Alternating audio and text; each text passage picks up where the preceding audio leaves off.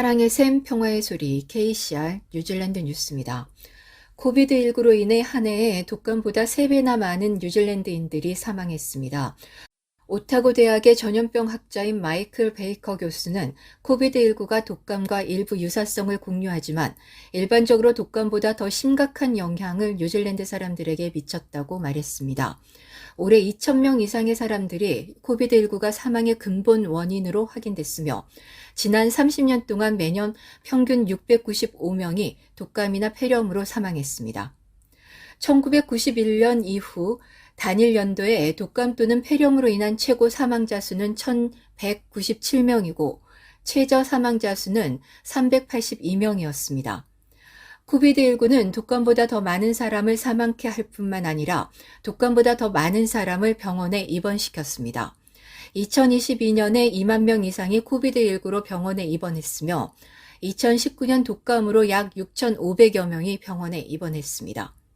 2022년의 코비드19 사망률은 2019년도 10만 명당 심장병 사망률에 이어 2위였지만 폐암과 장암, 호흡기 질환 및 당뇨병을 능가했습니다. 존 라이언 감사관은 뉴질랜드가 코비드19 대유행에 더 잘 대비할 수 있었고 더 잘 준비했어야 했다고 밝혔습니다. 라이언은 2020년 한 해 동안 정부 전체의 대응에 대해 검토했으며 어제 오후에 발표된 그의 보고서에서는 뉴질랜드의 전염병 계획이 시대에 뒤떨어지고 혼란스럽다는 것을 발견했습니다. 라이언은 어떤 시스템이나 계획도 뉴질랜드가 코비드19의 영향에 완전히 대비할 수 없었다고 말하는 것이 타당하다고 언급했습니다. 또한 팬데믹 기간 동안 공무원들의 업무에 대해 칭찬했지만 많은 공무원들이 비상관리 조치에 대한 이해가 제한적이었음을 발견했습니다. 뉴질랜드는 단순히 좋은 사람들의 행동에 의존할 수 없으며 체계적인 준비와 권장사항에 대해 기꺼이 대응하는 것이 모든 팬데믹 대응의 요소들이 되어야 한다고 덧붙였습니다.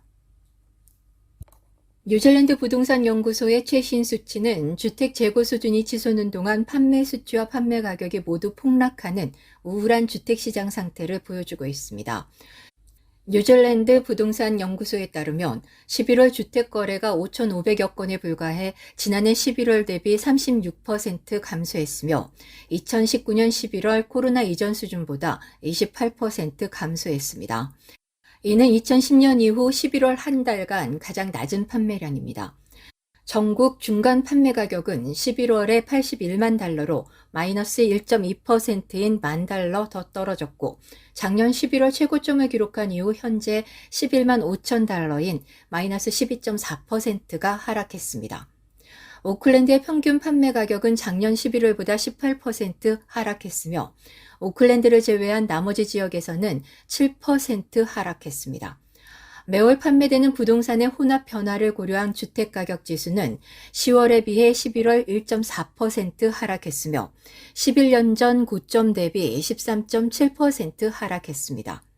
11월 말 시장에 나온 주택수는 전년 대비 무려 48% 증가했습니다.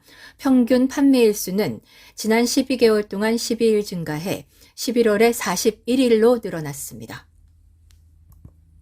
큐비 최신 데이터에 따르면 웰링턴의 주택가격은 전국의 부동산 가치가 계속 하락함에 따라 작년보다 거의 19% 하락했습니다. 전국 주택 평균 가격은 현재 약 94만 5,500달러로 2022년 초보다 10.2% 낮습니다. 11월까지 지난 3개월 동안 가격은 전국적으로 2.9% 하락했으며 이는 10월 말 분기의 3.9% 하락과 비교됩니다. 그러나 주택가격은 아직 팬데믹 이전 수준으로 돌아가지 않았습니다. 2021년에 주택가격은 거의 30% 상승했습니다. 웰링턴은 올해 1월 이후 집값이 18.7% 하락해 지금까지 가장 가파른 하락세를 보였습니다. 웰링턴의 평균 집값은 2021년 11월 108만 6,400달러에 비해 현재 약 88만 3,900달러입니다. 파머스톤 뉴스는 올해 집값 하락폭이 14.5%로 그 다음으로 가장 컸으며 헤이스팅스 12.5%, 오클랜드 12.2%가 그 뒤를 이었습니다. 퀸스타운은 5.4%로 가격이 상승한 유일한 도시였습니다. 다이너스픽에서 NGQ에서 승인한 무료 영어 코스를 준비하세요. 한국어 문의는 027-514-6408로 하시면 됩니다. 감사합니다. 2009년 1월 1일 이후 출생자에게 담배 판매를 금지하는 법안이 3차 독회를 통과했습니다. 이는 2025년까지 뉴질랜드에서 금연을 목표로 하는 정부의 목표 중 한 단계입니다. 금연 환경 및 규제 제품 흡연 담배 개정 법안은 세 가지 주요 변경 사항을 포함합니다. 첫째는 담배 제품에 허용되는 니코틴 양의 감소이고, 둘째는 담배를 판매하는 소매점의 수 감소, 그리고 셋째는 2009년 1월 1일 이후 출생자에게 담배를 전혀 판매하지 않도록 하는 것입니다. 이 법안은 이제 법으로 제정될 예정이며 노동당, 녹색당, 테파티 마오리의 지지를 받아 의회에서 최종 독회를 통과합니다. 아이샤 베랄 보건부 차관은 전국에서 담배를 판매할 수 있는 소매점의 수가 현재 6,000개에서 10분의 1로 줄어들 것이며, 이 법안은 내년 말까지 최대 600개의 담배 소매점을 의무화한다고 말했습니다.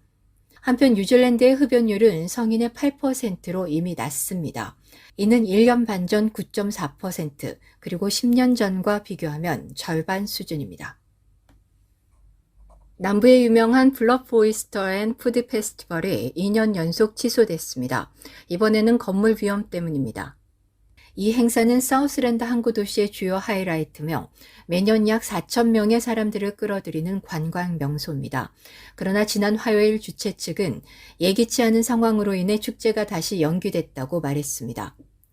2021년 마지막 행사를 개최한 이후 이 부지에 인접한 클럽 호텔이 위험 건물로 선언됐습니다. 인버카길 시의회에 제출한 엔지니어 보고서에 따라 2023년 3월 16일까지 철거를 요구하는 위험하고 비위생적인 건물 통지가 발행됐습니다.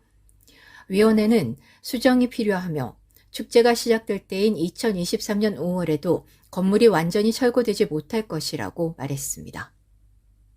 오늘의 환율 정보입니다. 뉴질랜드 달러화 대비 원화 기준 환율은 845원, 한국에서 보낼 때 853원 45전, 한국에서 받을 때 836원 55전입니다.